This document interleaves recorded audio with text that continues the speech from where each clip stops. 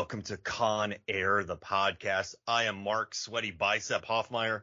And I am Jay Fluids, welcoming you aboard Con Air Chapter 32.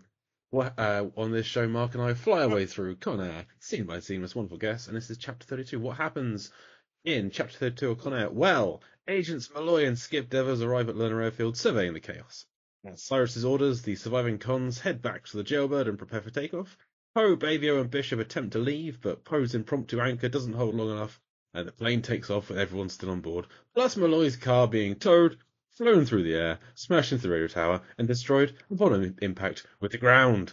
So we need someone to join us who is, upon cars and vehicles being destroyed in films, the host of Roadhouse Minute and Speed Movie Minute, Roger Wistar. Roger, welcome to the show. Oh, thank you. I'm so happy to be on here to talk about cars and Colmini. You know, I asked you for, I think I asked you for Garland Green minutes, which thank you. You gave me a little bit of that. You asked for Colmini, Steve Buscemi, or the car, and we got all three. Right.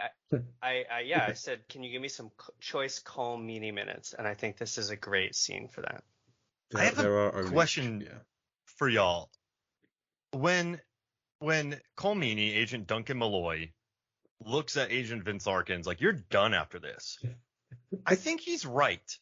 Because when all is said and done after this movie, there's going to be an inquiry. He's still a car. They're going to be like, so what happened? And Vince Larkins will be like, well, I put all the worst of the worst criminals on a plane, and it got taken over. And then they landed, killed a bunch of soldiers, and then it took off again. Then it crashed in Vegas. Like, I know he ended up having the chase, like the train chase I always forget about in Speed, and then the fire truck chase, which I always forget about in Con Air. And it's like, I know he did that, but Vince Larkin's going to have a blemish on his resume. Well, it's not just that you put all the worst of the worst on the same plane. You then didn't have any contingency plan for if they took over. You didn't think that these master criminals could possibly overthrow the system and try and escape, despite many of them having escaped from prison before. Oh.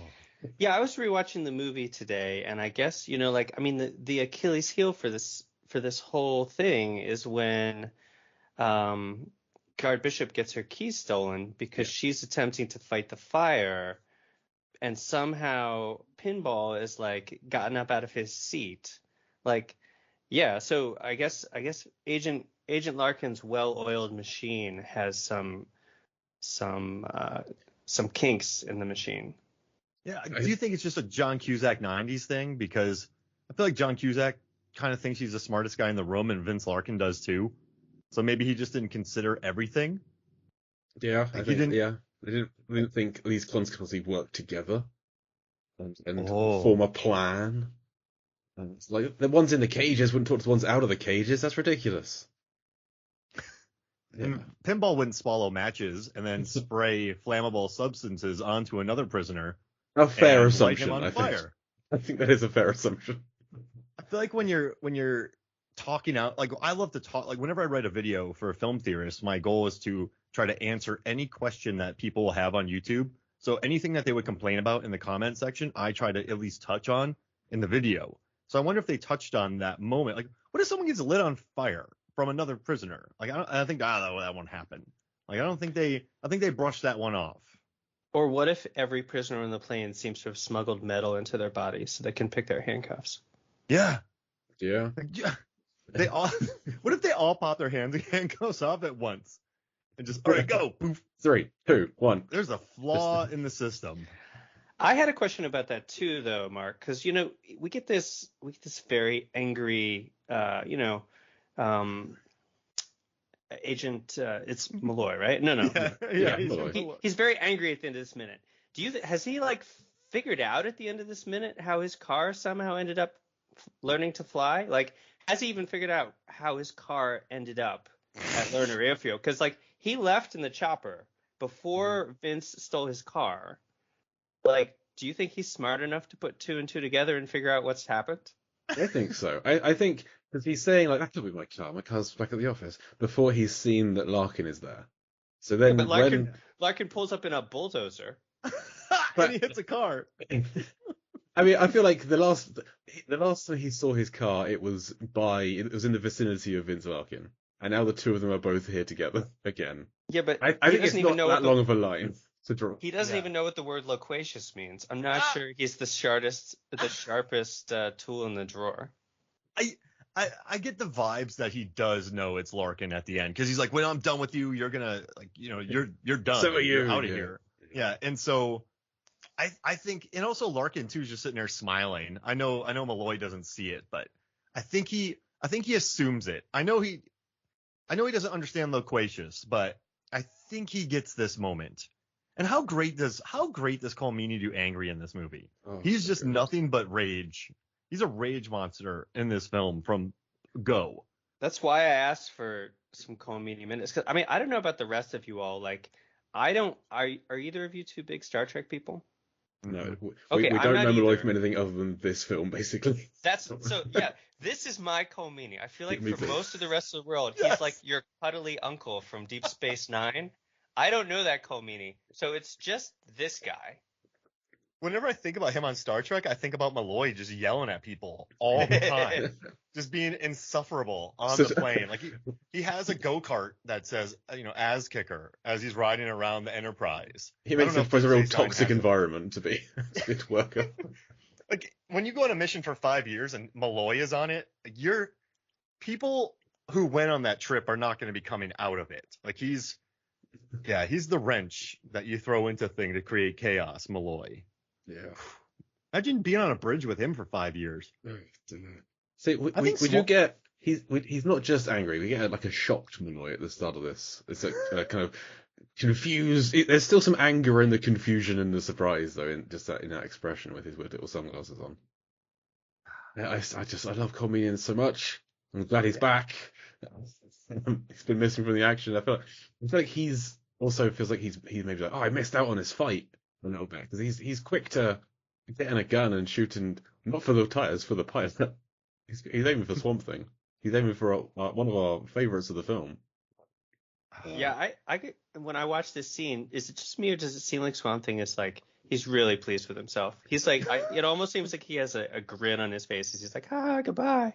He does. Swamp Thing, we've discovered, is the MVP of this movie. Not only is he the pilot, but during the gunfight, he has a tractor and he pulls the plane out. He also lands the plane before it smashes into propane, and he takes the plane off in a gigantic sandstorm.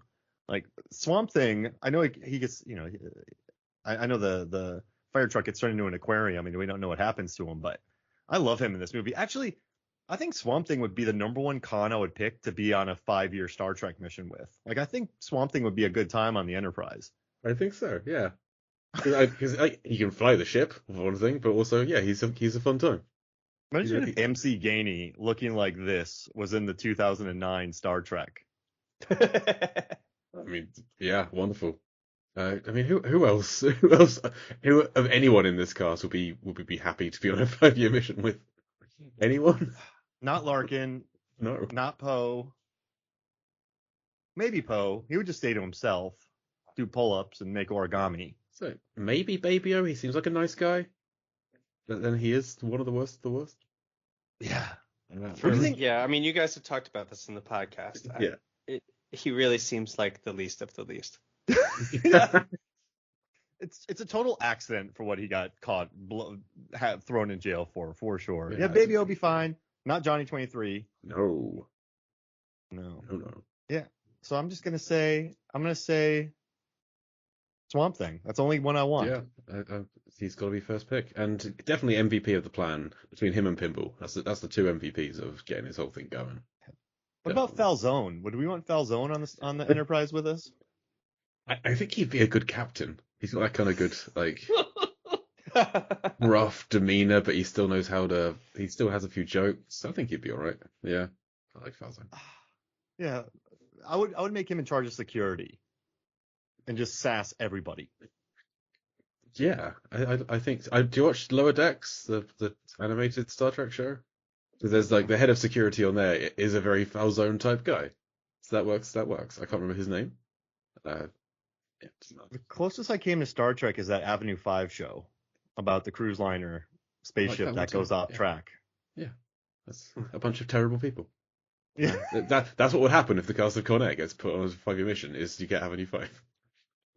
And I was just thinking about this today, Roger and Jay, and I want to see what you think about this. Like, I think before this, I was so used to kind of prison break movies that have the old trope of like Fled, where it's Lawrence Fishburne and Stephen Baldwin handcuffed to each other, hiding, running from the cops, like very sort of on the ground. And I think that's why Con Air still feels like such a breath of fresh air, where it's still a Die Hard scenario, but it's a prison escape movie that kind of avoids most of those tropes of a prison escape movie.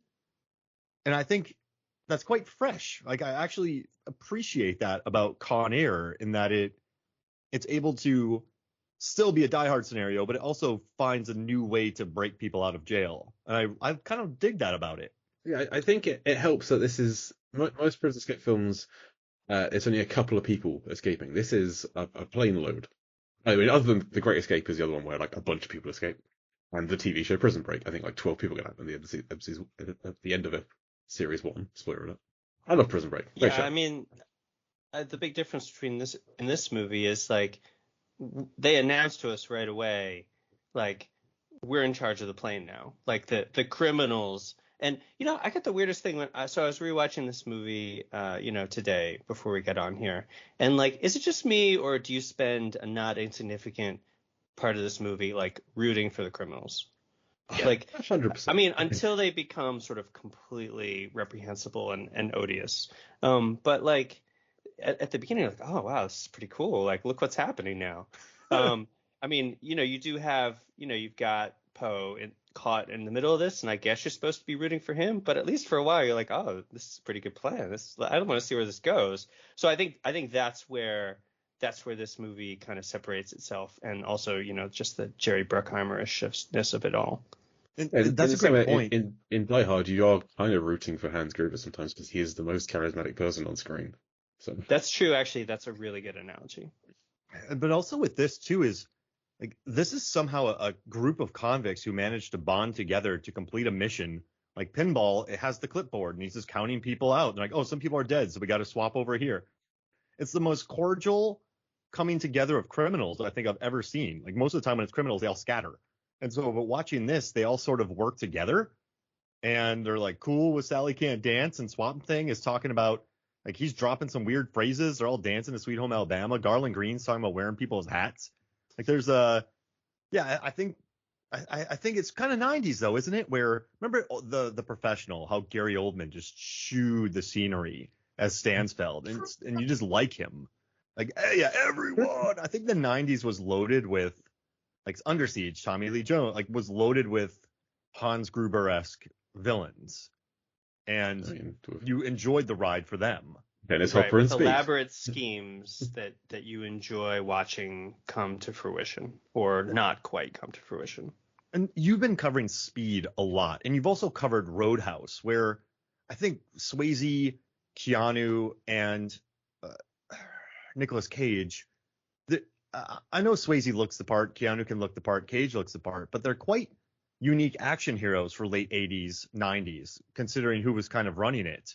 Like, how do you, like, now that you're watching Speed with Keanu, the different kind of action hero even after Point Break, and then seeing Cage during his run from 96 to 97, do you remember feeling that, like, it was kind of a change in the guard in the 90s of action stars? I'm trying to remember now what I thought about seeing Nicolas Cage in this movie. And I know you all have talked about this too, but like, I feel like this is, like, this is not your HI Nicolas Cage. Yeah. And by the way, I was listening to a previous episode of your podcast where you're talking about, like, which Nicolas Cage person would you most trust with a secret, and no one said HI, and I feel like that you missed out on that.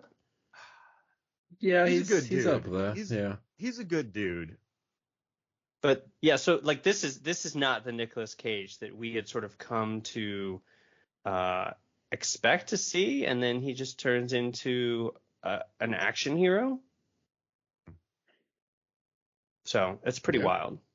Yeah, it was new for me. I know we've talked about it a lot, but like, just watching Keanu in Speed in 94 felt different. Like, his interactions with Sandra Bullock on the bus, like, as a 12-year-old watching Speed and growing up with Lethal Weapon, growing up with Die Hard, I hadn't really seen that before. So I thought that was kind of nice, like watching this different sort of breed of action star. Like I loved Keanu and Sandra Bullock together in Speed. Like their chemistry is wonderful. Yeah, I think once you start with Bruce Willis and Die Hard, that sort of starts this run of seemingly less intimidate, like the non-Schwarzenegger action star. I don't know. I feel like Keanu Reeves, I feel like Speed is sort of the unfilmed sequel to Point Break. And I mean, like the two of them, like I feel like Keanu Reeves and Speed is sort of channeling Johnny Utah from Point Break. Like the two of them are sort of very, I think, similar in terms of their just kind of the presence that they bring on screen. Oh. I mean, that's how Keanu Reeves got himself into Speed. Oh. Like they saw him on Point Break and like, yeah, we want you. I love Point Break. One of the best thumbs up I've ever seen in my life. And skydiving high five. I prefer the thumbs up from T2 personally. Oh, we should do the thumbs up draft. I know Wow. Chow Yun Fat has some good ones. Dolph Lundgren has some good ones. Mike Myers has some good ones in Wayne's World. He does the double. I'm not a big fan of the double thumbs up. Or does he do the double, or he just does one thumbs up? I don't like two. Never two thumbs up. Whenever people do that, I feel like, except for Ebert, I feel like they make a look when they put two thumbs up as opposed to one. TJ just did it. It doesn't look good. I digress. But also too, I if you've been listening to the show for a while, I'm very happy to see a Corvette destroyed in this chapter. I won't go further, but I think that's one of my top 5 favorite moments of the movie is seeing this Corvette get blown up, and not just because Malloy is such a maniac, but it is kind of fun watching that thing fall from. And it doesn't explode. I feel like everything in the 90s exploded, except for this car, because he had to land perfectly in front of them. But it gets fully disassembled, basically. All the wheels all come off, it just falls apart into component pieces. Of course, as it goes through that shed, it has to flip over so it can land upside down. Of course, that's what has to happen. It's a perfect dive. It's great. I love it. One of my favorite parts of this scene is at the very end when Skip just sort of picks up a random part from the car and is just sort of twirling it around, like, oh, this is what's left. Yeah, I think it's a light. It's an indicator, maybe. It's just just tosses it aside. This is done. This isn't useful. Like he grabs for the disembodied eyeball of the car. Yeah. And you're right. You were saying before, like John Cusack's look on his face as he walks up. He kind of reminds me, like if you all remember from Indiana Jones and the Last Crusade, when the tank goes over the cliff, and they're all looking over the cliff, and then suddenly Harrison Ford just sort of like staggers up behind them and like, oh, what are you guys looking at? Like John Cusack walks up like, oh, I was actually here. I was part of all of this, and you guys are just watching this thing happen. So, does he think that Malloy thinks he was in the car? Like Malloy's upset because Larkin's dead? It's not just the car that's upset. I'm sure that's not what he's thinking. No, you can tell. I like how resigned Cusack is. Like, you're right. When all this is over, I'm over too. That's fair. I screwed up here. I tried, but this is how it ended up. I'm sorry. Mark, I was going to ask you, since you like ranking things, where does this movie fit into your power ranking of flying car movies? Oh gosh, I was trying to write down all the flying car movies I could think of, and I got to this one, Harry Potter 2, Fast 5 has some Chitty Chitty Bang Bang, and then I wrote down some Fast and Furious movie because I haven't seen all of them. Back to the Future. Oh, it's Fast 5 first and foremost, and then you're gonna hate me all. I love Back to the Future, but I think it is a legitimate classic, but I never think about it. So I think about Fast 5 a lot. I have to Fast go. 5. I'm going to do Furious 7. I'll do The Fifth Element. Oh, yeah, there you go. Oh, yeah. I love that. I mean, Spaceballs has a flying Winnebago. Does that count? Sure. Blade Runner has some good flying cars. Just Back to the Future. Back to the Future is always number one. I'm going to say Fast 5 and Fast 7 because I'm working on an assignment right now where I have to analyze almost every frame of the Fast and Furious movies, and they're just so beautiful that I'm going to take Fast 5 and Fast 7 and then Fifth Element because there's a really good Like there's an entire car chase with flying cars in Fifth Element. I like that. Somewhere at the bottom of the list is like Attack of the Clones. Yeah, no, that's And like Cars 2, I think Finn McMissile can fly in that at some point. like, listen, I understand. This is my biggest problem with flying cars in movies. Okay, Here we go. We've been waiting for this. there's obviously they can't fly. there's obviously a system to it, but every time you watch one of these flying car movies, like there's no lanes. So like how, like what, and like people are like we're just gonna go this way. Like why are there not flying cars everywhere? Like how do they establish lanes with no markers, no anything? There's no beacons. I know they're flying, but you never see like inside of one of these things like, oh, you're out of the road. Like it's just I'm gonna follow this guy. Like that's how these movies feel. I feel like there's no rhyme or reason to how flying cars work Yeah. in these movies, and it bothers me. I just Cars gotta are get that out dangerous there. enough when they're on a road and you can see that road goes this way and then that way. If you just take away it, like if you add a third dimension and then take away any kind of delineations where they could be, it's chaos. It's madness. No, thank you. I'm just assuming by that point we've achieved Johnny Cab status and we're not actually driving the car anymore. Yes, that's the ideal. Yeah. Am I old in that I just don't trust I don't trust self-driving cars yet. Oh no, you're not old. Okay. I know they're out there, but I don't know. I don't trust it yet. I'm not an early adopter of flying cars. How's that sound? Anything that means I haven't got to drive somewhere, I'm fully on board with. You want one of those Westworld taxi cabs that just You step, the door lifts up, you step in it, and it takes you somewhere. Yeah, give me those robot flies. Or like Jurassic Park. That didn't end well. Yes, it did. What are you talking about? Great film. It was on a track, I guess. But yeah, that's my flying car. And listen, Harry Potter 2 has a good one. I still feel for the tree. The Whomping Willow totally deserved to beat the crap out of that thing. Yeah, that Ford Cortina. Yeah. Yeah, but yeah, I'm gonna go with. You know what? I'm gonna do Furious 7 because it blasts through 2 skyscrapers. And I'm gonna tell you. Oh wait, I gotta add Fast 9 in there. I analyzed that today, and as they are flying into space, I just laughed out loud for about 5 seconds. And it was involuntary. It wasn't ironic. It just made me so happy that Tyrese and Ludacris were in space on top of a cargo plane with Lucas Black from Tokyo Drift. He's a pilot now, and he's flying it, and then they shoot into space. And then they use Nas, and he steers in space. Yes, with this in the steering film wheel. where they say we just have to trust the physics and it'll work, and then that happens. And then I think in Furious 7 they have the car flying from building to building, and then later in the film Paul Walker says like cars can't fly, but like earlier in that film it did. And in that same movie, Dwayne Johnson drives an ambulance off of a bridge perfectly timed to land on a drone.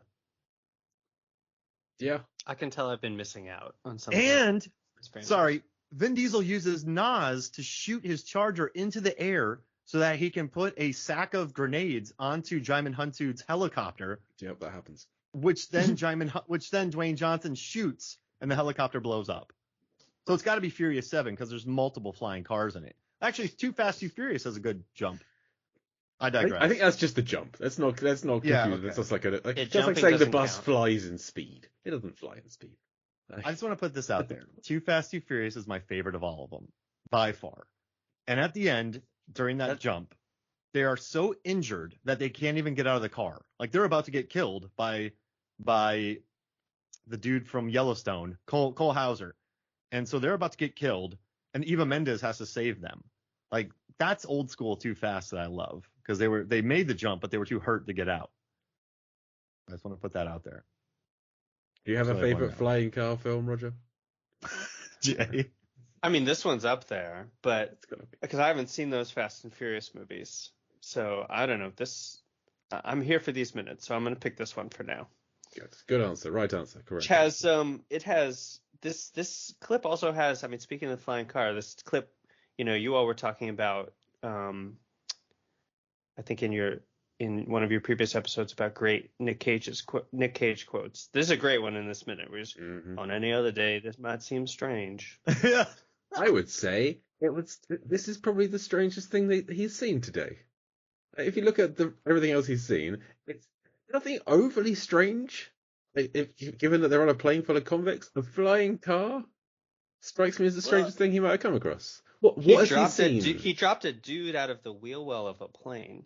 yeah. True. Like in contrast, like I guess the day he's having, like if we were on a passenger flight, if you're flying back from Florida from Disney and you see a Corvette trailing from behind your flight, that's Strange. gonna be super Yes. weird. Yeah, But if agreed. you're on a plane that's been taken over, people are lit on fire, you push the dude out the rear well, you had to beat up some drug dealers. John Cusack was there, your favorite actor from Say Anything, just popped up. You're running through gunfights, you're hunting for insulin shots, you're beating up Johnny 23, a famed criminal. You're kind of manipulating Cyrus the Virus. You're sassily winking at Diamond Dog. That you're hanging out in a restaurant about to eat a sandwich. I feel like a flying car would be normal that day. So it could still be the strangest thing he's seen, but it's not actually that strange given the circumstances. I can That's get a on board with much that. That's fine. that's a much shorter way to say what I just did, and I appreciate that. It's a condensed version of how I got there. But I don't think it's that weird. I love the line. It's a great. It's a great line from the film as well. It's do you really His, think that he thought that Poe thought that he, Bubba, Baby O, and Bishop could get off the plane before it took off? That's optimistic. He's like, I mean, it's Baby that O's kind of day. he's got to like do his insulin shot first, and then the other cons coming. They'd be swimming upstream because they're trying to get off with all else going on. Yeah, take off and go where? Yeah. Well, I They're guess but 70 he knows miles from Larkin's anything down there. resembling civilization. But he knows Larkin's down there, so he can That's like, hey, Larkin, it's me. I'm back. I'm helping. I'll cruise away in When the he Corvette. says, when any other day this might seem strange, I got the feeling like in a lot of other action films, stupider, worse films, they would have somehow got into the car. Poe, Baby O, Bishop would have got into the car and then detached it from the plane and landed in a lake just before the plane got fired on. Got shot In a down. Rennie Harlan movie, they'd be taking off. Yeah. They would zip line down it, like in Cliffhanger, get in Yep. it, cut the wire, like land perfectly on a mountain and drive away. Yeah, Rennie Harlan's con out that happens, and then the plane gets shot down, and everyone. This is the stunt from Die Hard 2 that Rennie Harlan never got a chance to film. Yeah. Instead of the ejector seat, they had a car on there. No, with Cole Meany, he's in Die Hard 2. He's in. Oh my gosh. Now, woulda, coulda, shoulda, right? And I hate saying this in movies, but those attack helicopters, they were there before the plane had taken off. Couldn't they have maybe shot the wing? Yeah, or the landing gear, or the pilot. Like numerous things that get shot. Yeah. They just landed. And those are like Apaches. Yeah, the plane's just sat there. They park in front of it. It's not a Land on difficult it. target to Just hit. land on a wing. Actually, you don't really want to you don't want to be the person responsible for a downed helicopter like that. That's millions of dollars. Yeah. So Yeah, I feel like Maybe they could have aimed if they'd shot the ground right in front of it. It can't go anywhere. It's just gonna fall into a crater. there it is. Yeah. Yeah, this isn't a Rennie Harlan movie where a plane lands on the wing. No, A helicopter lands on the wing of a plane. should have done. Should have done. So Wes we've wasn't there yet. He wasn't there. Roger, stupid question. You've been really going through Speed with Jan de Bont, just some really A+ action in that movie. How do you feel about the action scenes in this? Because Simon West wasn't exactly an action guy, even though it's a Bruckheimer picture. Like, how do you feel about the action in this movie? I have to keep reminding myself because I was watching this chapter and then I was watching the previous chapter. I have to keep reminding myself when I watch this movie that it's not a Michael Bay movie Jerry because that's what it so, feels. yeah. To me. Like, it's this movie is so over the top. Like I can't even describe how extreme it is. I think it bombards you from the start and then you realize like, oh, okay, that's what we're getting ready for. That's what this movie's going to be about. It's sort of the anti-Speed because Speed is very much it's almost like you're watching a documentary. It's very realistic, at least in terms of sort of the way that it's filmed. Whereas this movie is the opposite of that. Yeah, it really is. gosh. Now, if you took the cast, It's a fantastic. Sorry, just to finish that thought, because just this whole scene of the attack on the boneyard. It's interesting if you compare this, and I'm sorry, I know that was in a previous chapter, so we don't have to get into it too much now. But like, I was watching a little while ago. I was watching Clear and Present Danger, which has, in a sense, the same scene. It's like, we're gonna trap these guys, we're gonna take out the front and the back, and then they're just gonna be there in a kill box. And it's very interesting watching that scene and watching this scene, and you're like, oh, so this scene is the one, like this movie is the one where everything is like where we go to ludicrous speed with everything.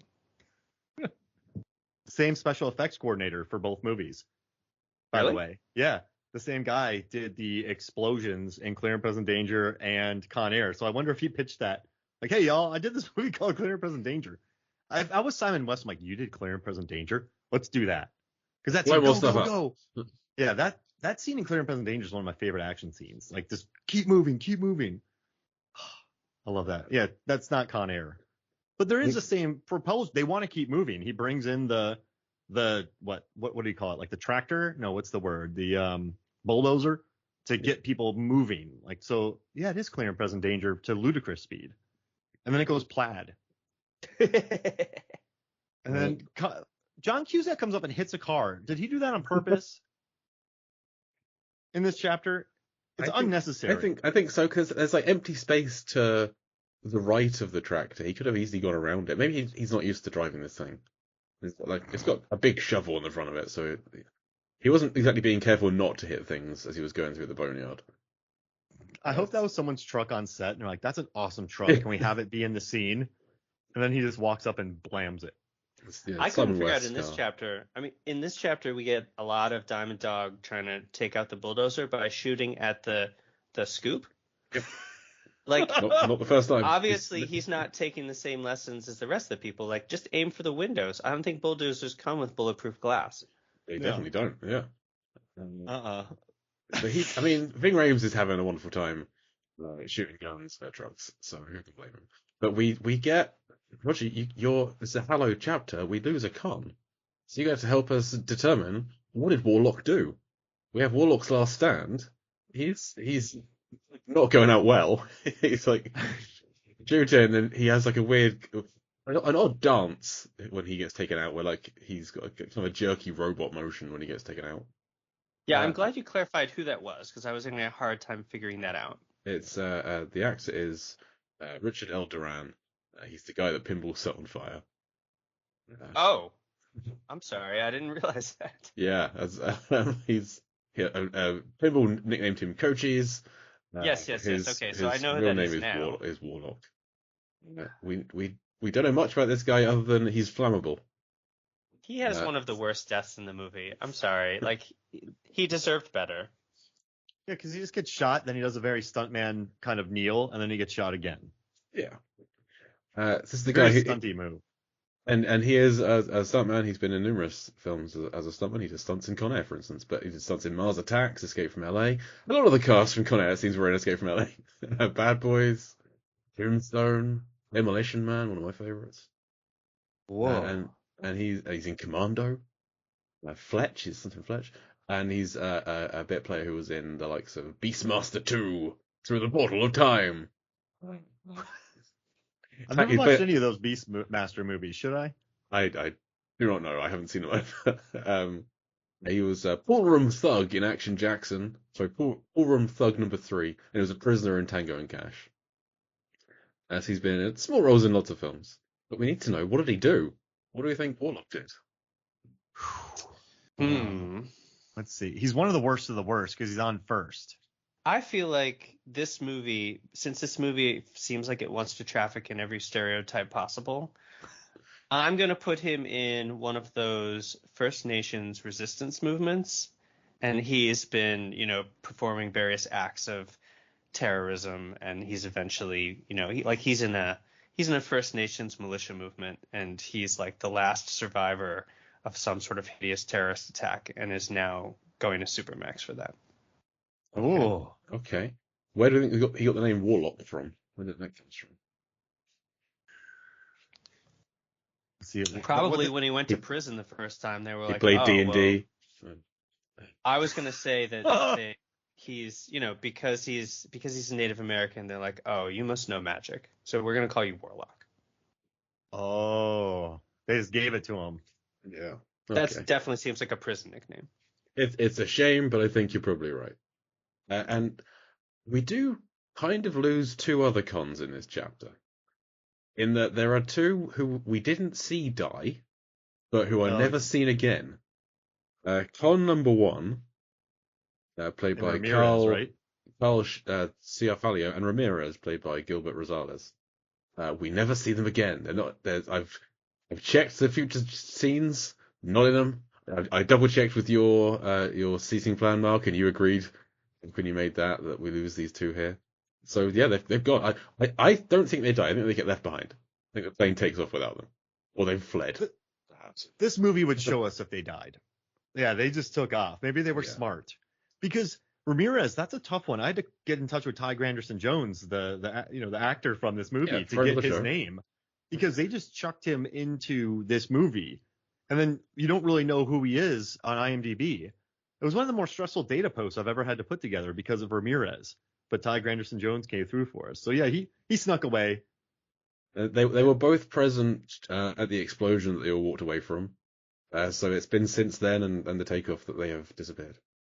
So that dude who, I think this is in the next chapter, who we just see running across the desert, that's not Ramirez? No, that's the small plane pilot who. Okay, that's what I thought. So he's a different guy. Yeah. Is he going to suffer a horrifying fate? Because there's 70 miles in the middle of nowhere, and he's going to be very dehydrated, and he's been running for a while. I feel like at some point he's going to calm down and turn around and head back and come to some sense. I will say though, in regards to movie characters who are quite intelligent, he runs up on him yelling, but then he just runs. He doesn't stop. I books it, yeah. Yeah, and he doesn't stop. He's running for a solid. He's been, because remember the cops are 10, 15 minutes away. Yeah. So he has been keeping he's a good runner. He's been going for a good 30 minutes at least. Yeah. He's just been booking it into the desert on a hot mid-July day. That's 2 miles. He only has 68 more to go. Yeah. Yeah, the fact that he's not passed out yet says good things about his cardio. But yeah, I feel like he's going to see I think he's going to see the plane take off because it does fly over his head. It's the next scene. Right, I think he'll see that and go, oh, and they just turn around and walk back into town. That's what when the explosions stop, right? When the explosions stop, he's like, okay, maybe I can go back. Yeah. And then he sees the helicopters leave. And, oh no, wait, come back. And then he's just stranded because that's his truck that's just been hit by the bulldozer.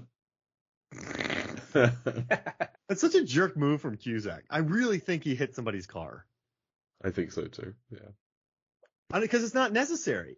I mean, if you stole and hot-wired a bulldozer, wouldn't you just drive it through every car you possibly could? Yeah, I would retire if I could steal a bulldozer and lead it through a boneyard attack with the worst of the worst and keep several soldiers alive while having the satisfaction of destroying a really mean guy's Corvette. I'd retire. Like, that would be my plaque. And I would hit everything. Look at the wreckage of the boneyard. Who cares if one more truck gets dinged? No one's going to come in. Who did this? They're just responsible for this ding on my truck. They're looking at the smoldering wreckage of everything else around them. Oh, man, I got to call insurance. I guess you're lucky. That's a good point, Jay, because that could have exploded. Yeah. I still like my theory.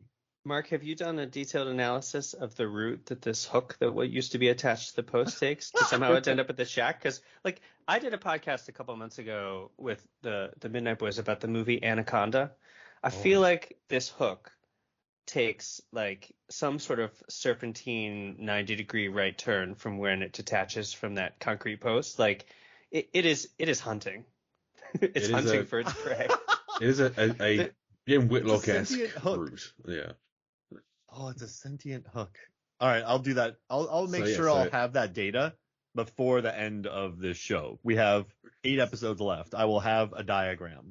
Because the way that it goes through the wall is like the back of the hook first. So there's nothing sending it in that. The rope should be there. It's following the rope. It's not. There's no. Yeah, it has to. In order to pull the car in order to pull the car out of the shed, it has to enter from one side of the shed and leave from the other side of the shed. That's You've been I've got a talking about mission. a lot of Danny Trejo die-in movies lately. That's awesome. Yes. Con Air and Anaconda. Which one do you like more? Oh, wow. Gosh. I feel like you guys are putting me on the spot there. Because you paid to cover one of them. And It's like, Mark, I have two children. This is like choosing between my two favorite children. I mean, this has a movie with John Malkovich getting his head crushed by a hydraulic press, and the other one has a waterfall that flows backwards if you watch real close. So they each have their moments. what would you do if John Voight's character from Anaconda was Cyrus the Virus? And like Paul something. Paul Serrano. I Yeah. would pay good money to hear all of John Malkovich's dialogue in this movie spoken with a pseudo-Paraguayan accent. It's like, you know what my father taught me? Nothing. Snakes don't kill people. They don't. Oh The man. jungle will kill you in 1,000 ways. John Malkovich. Like, I mean, he did the accent in Rounders big. He could Or- have done. Oh Jesus! To put John Malkovich in Anaconda. Either one. I mean, that would work. Yeah, I think that would. I can see him more in the British guy on the boat. I forget what his name is. The guy from Titanic. I can see him doing that role more. Jonathan Price. Yeah, No, yeah. it's not Jonathan Price. It's budget Jonathan Price. What's his name? Jonathan Price. Hang on. It's the guy from Jumanji. No, Yeah. it's the guy from Titanic. You're right. Yeah, it's What's Mr. his not, name? It is Jonathan Hyde. Jonathan Hyde. Thank you. Yes, I I really like Jonathan Hyde. That's no disrespect to him, but he's cheaper than Jonathan Price. I want to know how much they get paid. Because he's Mr. Ismay. In the same year. My 5-year-old nephew was like, "I'm about to start learning Titanic at school." I was like, "Right, it's all about Mr. Ismay." So he's forget the iceberg. The bad guy is Mr. Ismay. I mean, for what it's worth, I don't want to get too far off topic, but all the movies we're talking about, including this one, came out in the same year. Wow. This is Yeah. 1997 is a fantastic year for movies. And terrible trips in movies. Terrible Just trips. chaos on vacation. Like what? Breakdown, Event Horizon, Titanic. You don't want to be traveling anywhere in 97. Me too. Or Anaconda. What a movie. He gets spit out, then he winks. So you comparing the choice between Con Air and Anaconda to your kids don't come off well in that comparison. I would say. Wait, Well, you put me in a tough spot. You made me pick between the movie that you've invited me on to talk about and one of my other favorite movies. I'm gonna need you to. I need y'all to rank something for me. I'm gonna give you a ranking here real quick. So you have Con Air, Cyrus the Virus. You have Face Off. Oh gosh, what's the villain's name? Castor Troy. Yeah. You have Volcano and Dante's Peak: The Volcanoes. You have Gary Oldman from Air Force One, and then you have Bruce Willis from The Jackal. Like, what's your favorite villain? Who's the best action movie villain in '97? What Patrick Stewart's the bad guy? There's Spawn. I haven't John seen The Jackal, Leguizamo. so I can't rank The Jackal. I've seen The Jackal, and that's definitely not going to even make the top half of my list. That movie is slow and ponderous. Very I'll bad. put it Except at for the Jack top of- Black getting his arm blown off. I'll put at the top of I my have list if it's CJ Craig just delivering The Jackal. Then that's number one. There you go. That's a good one. Mark, I have a confession to you. I've never seen Face Off. So I'm just going to leave that one out. I would That's like fine. to. That's Okay. fine. No, you should Cyrus watch the Face Virus Off. I think you'd like it. No, I know. I know that I would. It's face. Cyrus the Virus is a strong contender. Gary Oldman's villain in Air Force One he's okay. He's not great. He's like, if you had put John Malkovich in Air Force One, that would have been another great flying people take over the plane movie. Another great Russian accent from him too. Exactly. If Teddy KGB took over the plane in Air Force One, in my plane, I will make the plane go wherever that I want. And then the Oreo opens. There you go. Followed closely by the volcano in Volcano, which I think that movie's so bad, but I love it so much. That scene where the guy's legs get burnt off. Are you Volcano over Dante's Peak?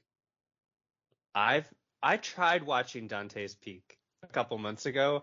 I really tried, and then I got into it, and like after about 20 or 25 minutes, I was like, no, this movie is terrible. I'm not gonna watch this. One great scene of the old lady sacrificing herself, the acid lake. Other than that, forgettable film. I'm Volcano all the way. Mark, what do you think is better?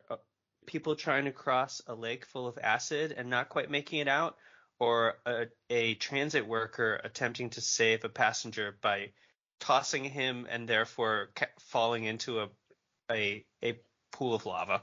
Okay, well let's add more to say that's John Carroll Lynch saving it, and the guy that he's saving is one of the helicopter pilots from Deep Blue Sea. Oh, it's got to be Volcano. I mean, just listen. When you're on the boat, it's kind of it's melting the boat, blah blah blah. But just going into the lava and just like feeling the hot on the skin and the melting, I'm going Volcano. Yeah, I'm doing that. And also, Jonathan Pryce was the villain in Tomorrow Never Dies in '97. Wow.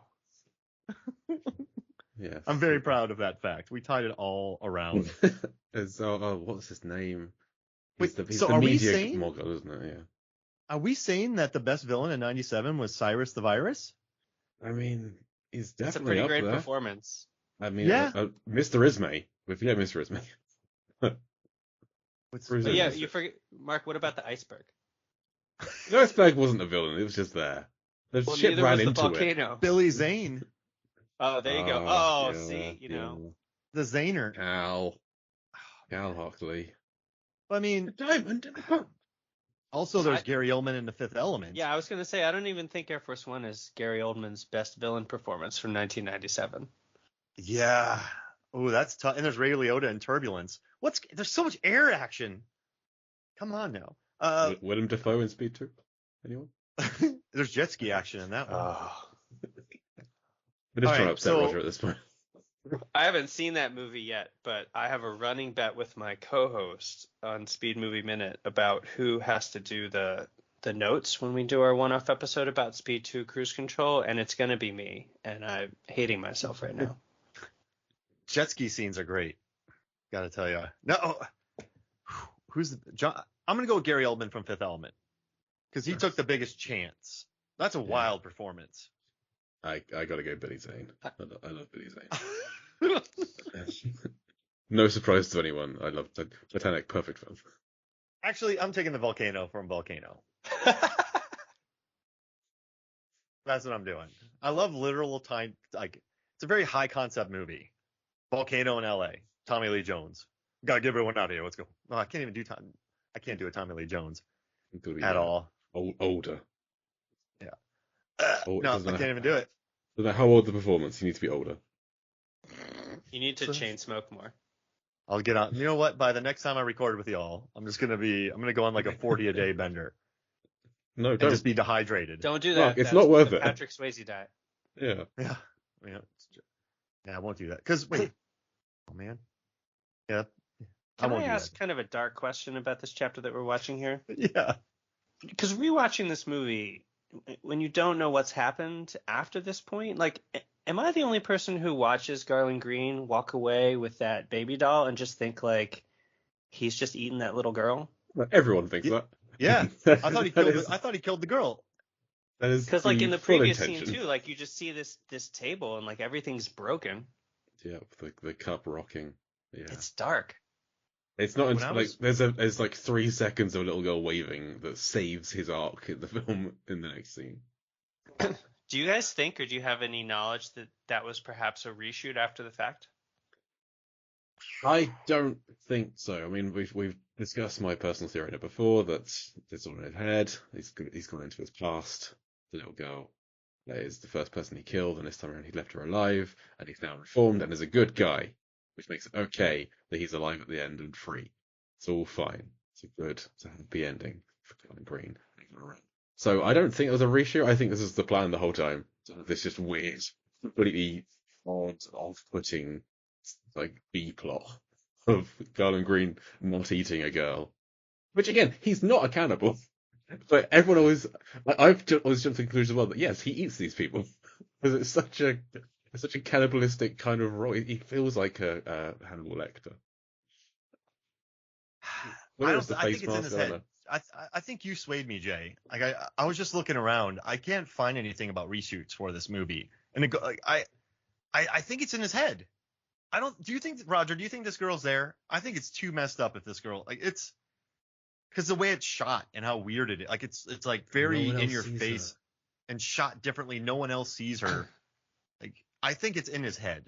So is this a schizophrenic? Does he actually get off the plane? Is Was he there on the ever a plane? plane? Are you Was there ever a implying that plane? this? Are you implying that this whole scene is a fantasy, or that he's just schizophrenic and he's sitting down at a table talking to no one? The whole I film think is so. Jacob's Ladder on his deathbed. He's just imagining the whole thing. Oh, okay. So this is a Han Solo type situation. Sure, why not? Yeah, I think yes. I think it's in his head. Because why would that like the cartel just killed everyone in town and this girl's just hanging out in a swimming pool? Yeah, and he found the kendo. The kendo exists. Other people see the kendo. I do like he just walking slowly. We get a Buscemi shocked face, and after we see the Malloy shocked face because he's like witnessing the explosions in the wreckage as well. And then he puts a seatbelt on. Yeah, that's a good touch. It's safety conscious, Garland Green. Yeah, he's the first one putting his seatbelt on. Yeah, And I think Thing's he's like, probably the "Love, only love." one. Oh man, I love watching this Corvette hit that tower Yeah, and then flip. It's beautiful. I just love all of the work that's been put in place, like how integral that car being destroyed is, and all the work has been put up to do it. Because like the rope tying the anchor around it, that's something that annoys Cyrus later on. He's like, someone tied a rope around our plane in the next like coming up. So this isn't just we get to blow up a car. This is like a plot driven car construction. Plot driven car. Plot driven car. Oh yeah. Yeah, because they're pretty lethal when they shoot that brick, Diamond Dog and Malkovich. And Viking and Conrad, they're there immediately. Like, oh, we're tied down, or we're tied up, and they spin around and duck, sort of crouch, and they're shooting straight away. There's not a second's thought for those guys. They do a lot of damage to concrete in a pretty short amount of time. I think it's a very well made pillar. I think this is not the ideal anchor. It seems. I feel like if they didn't shoot it, that thing would still break apart. Do not hire that contractor who made that. I will say, watching Fast 9 today, whoever built that tank needs to get, like, I would hire, because that thing explodes, rides down a hill, flips over itself, it slides on the top of its thing for about 2 miles, and then it rolls 8 times, and then it can still drive. And then it takes some missiles. So yes, I would hire that person to build a vehicle for me. Just want to let everyone know that. So I'm giving the Sweat Bucket Award for this chapter to Conrad. Kind of the bald prisoner who helps shoot the pillar out, because he's sweated through he's got a long sleeve t-shirt on. He's sweated through the armpits and the front and the back. Like Cage is glistening. When Cage is picking up Baby-O, he's glistening over the place. But Conrad's gone through fabric. So I feel like I got to give it to Conrad. There's so much. It's like he's quaffed a very large drink and missed everything. It's all gone down his front. There's so much sweat off him, that could have happened. He was missing for a couple of scenes. So maybe he was just off getting drunk. Oh, sorry, go for it. No, go ahead. Oh, no, that's really solid armpit sweat. Yeah. And you don't see much great armpit sweat in cinema. And this is A+ armpit sweat. It's it's not an attractive look. That's not how you like your prisoners, Jay? It's not. It's definitely not. No. I like them safely buckled, stowed away. He does have some very thin sweat, though, on his chest. But it was hot out there, so it looks like real stuff. I think it's like brow sweat that's gone down the shirt. This isn't going for a run sweat. This is just being hot from the neck up sweat. I mean, Jay, I hate to point this out because this is rather odious, but Johnny 23 is glistening pretty well in this chapter as well. He's got a Uh, good sweat going. yeah, you're right. He is. He's not a very active role in this scene though. He's unconscious. I felt we've given it to him a couple of times in the past. That's residual sweat from previous scenes. I'm gonna say Conrad's earning his sweat in this chapter. I'm adding new rules to the sweat bucket. There's a lot of sweat on Trey. Well, that's a lot of sweat on. It's That a is lot of sweat. sweat. I hadn't even considered him. That's like a sponge bath. You know, ooh, we've. I'm up. Can we debate if you want? Crejo can take it. He takes a kick to the chest from a handcuffed lady in this as well. So Do we go for the armpit sweat or do we go for the just full body sweat? Roger, you get to pick. I just wanted to make sure we were being comprehensive, but I'm happy to give it to who you said, Jay? Conrad. he's not had it yet either. He's a newcomer to the Sweat Bucket Award. This is one of the more contentious sweat bucket awards we've ever had. Might be the only contentious one we've Because it's always just been Baby-O. Oh, That's it. This is the end of Baby-O's diabetic plight. He has the insulin. He's injected it. All of his problems are over. Nothing bad will happen to Baby-O ever again in this film. Yeah. for a matter of seconds. For one more chapter, I think. Yeah. oh Baby-O. Yeah, he doesn't go to the next chapter well. It's so amazing watching him. I'm sure you've talked about this in previous minutes, but like that this is Michael T. Williamson. Yeah. Like he I mean, I think about him in a lot of other things, and he looks really young in this movie. Baby-O. Yeah, that's the name. Is that how he got his nickname? It's got to be, Probably. isn't it? Yeah. He's got a baby face. Wow. He Yeah. was 40. He was 40 when this was released. Born in 57 was Michael T. Williamson. And he does not look 40. So yeah, that's got to be it. Baby-O. Baby-O.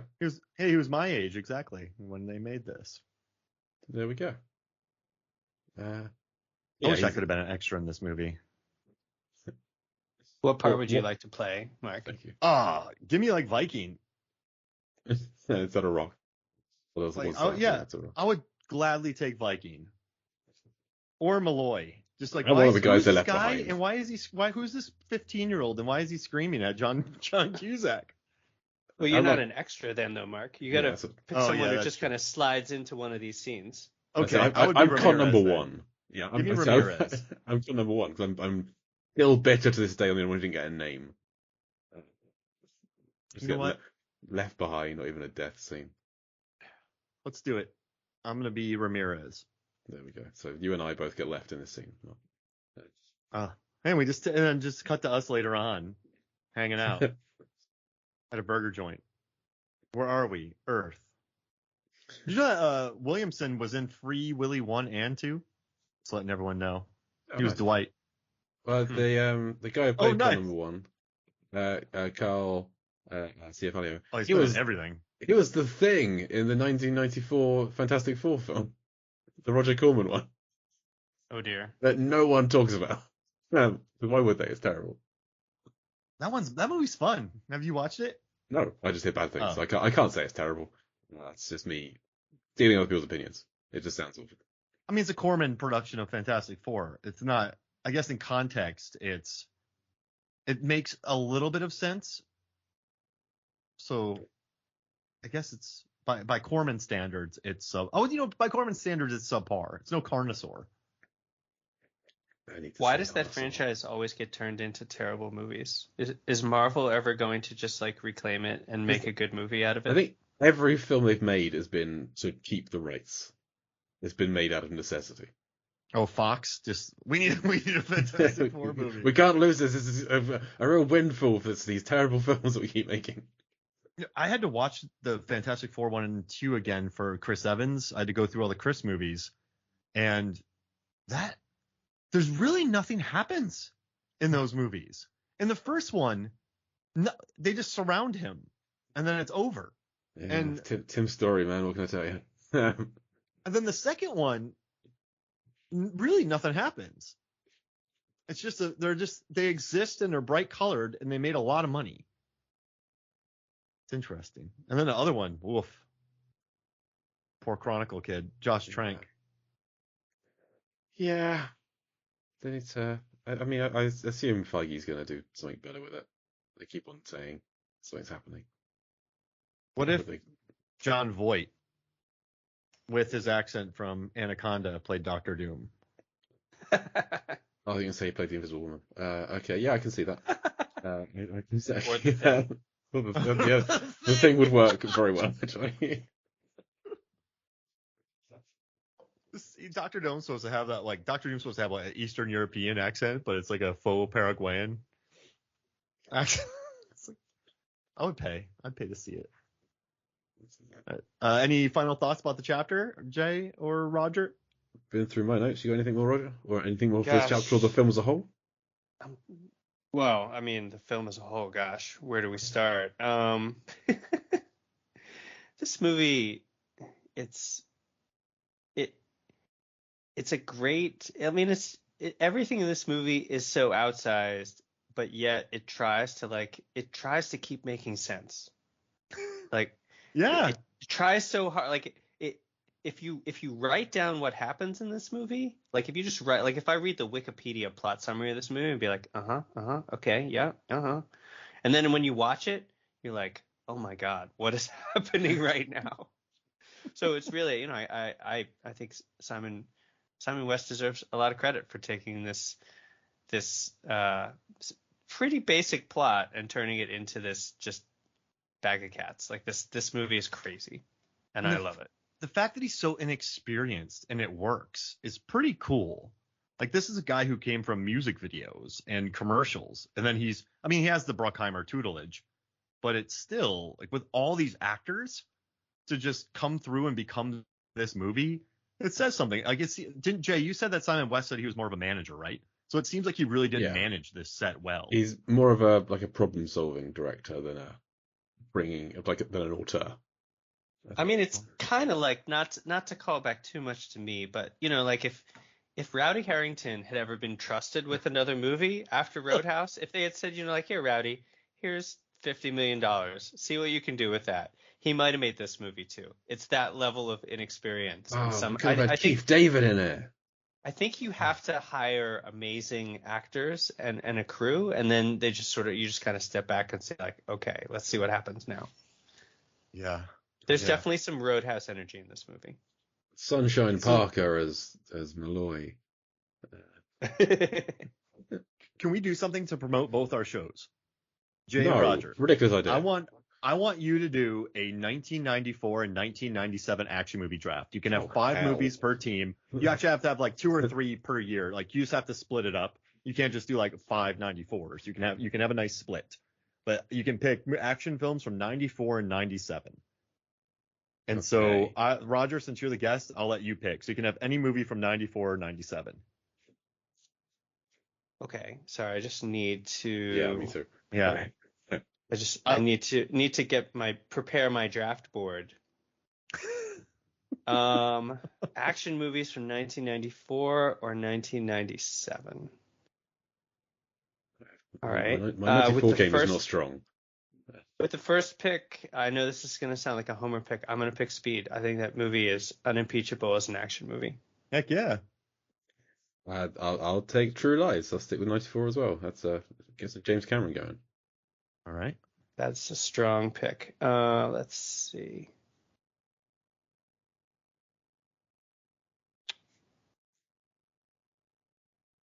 Action movies from 1997 or 1994. I'll take Starship Troopers. That's still on the board. Oh yeah, there it is. Classic. All right. I'm gonna take my other 94 pick. I'm gonna take Leon, the professional. So we've talked to Gary Oldman before. It's not a huge action film, but there is some in there. Like I said, I've not seen a lot of 94 action films. I haven't seen Clear and Present Danger. Jack Ryan, one of my least favorite franchises. Oh. I think. It's a good one. That's not a 1994 movie, is it? Is it not? Yeah. Clear and Present Danger. No, I'm not taking that. Yeah, 94. Clear and Present Danger. That'll be my third pick then. I feel like I need to pick a respectable movie. Okay. Right, Clear and Present Danger. I need to think about 97 then. Hang on. Oh, where's my tab gone? I had it open. There we go. 97 action. I gotta take the Lost World Jurassic Park. You know I gotta take the Lost World Jurassic Park. It's got dinosaurs in it. That's all I need. I'm gonna take another movie from 1997. I'm gonna take Batman and Robin. Yeah. Oh damn! I really wanted to pick that one. I'm going to be talking about the soundtrack of that movie soon with Billy Patterson. I'm excited. So you say we're picking 4 films total. 5. 5. Oh, okay. Damn. Tomorrow Toys is a terrible film. Con Air still on the board. Yeah, you took Speed. I'll take Con Air. That's only fair. All right. And then How many picks do I have left? You have One one. left. Just one? Yeah. Wow, there's so many. Let's see. I'm gonna pick for my last pick. Oops, where was it?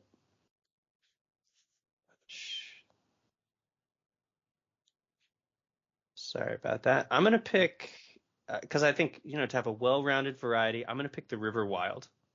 Whoa, that's a good 94 flick. That's what I haven't seen, but we'll be covering it on Deep Blue Sea at some point soon. We've got a guest lined up who's eager to talk I about am a big fan of whitewater rafting, so that's a good pick. I'm going to enter the fray. I've decided it. I'm going to take what's left, if that's okay with y'all. Okay. Jay gets one more pick though. Oh yeah, Jay, what's your last pick? Mark, take your whole team, then I'll take one from what's left. So you go. No. You got it, Jay. Okay. Men in Black. Ooh. I love Men in Black. Perfect film. Men in Black. Is that an action film? Yes, I hope. It's come up on a list of action films from 97. That's definitely an action movie. Okay. I'll take No Escape from 94. I'll take Drive from 97. Let's see. I will do Street Fighter from 94. Oh no. I wrote a really fun article about it. Y'all should read it on Rotten Tomatoes. Type in Mark Hoffmeyer Street Fighter Rotten Tomatoes. It'll change your life. Let's see. I will do. Oh gosh. I'm just gonna try to lose as much as possible here. Let's see. Breakdown's more of a thriller. What do I have? I already forgot what I picked. No Escape, Drive, and Street Fighter. Can I take The Crow? Is that an action film? Yeah, there's action. Yeah.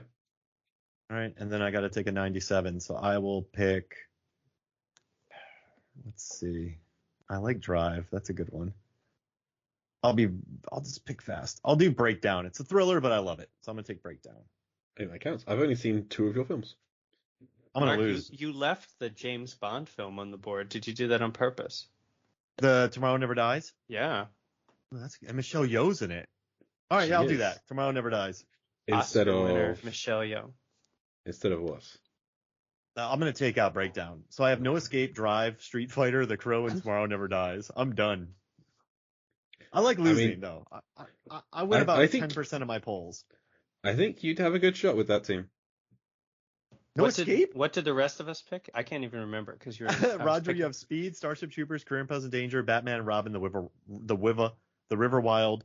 Jay has True Lies, Leon, The Lost World, Jurassic Park, Con Air, and Men in Black. I have No Escape, Drive, Street Fighter, The Crow, and Tomorrow Never Dies. My alternates were The Mask and Please Color Me 7, so I'm glad I didn't have to go down to Mission to Moscow.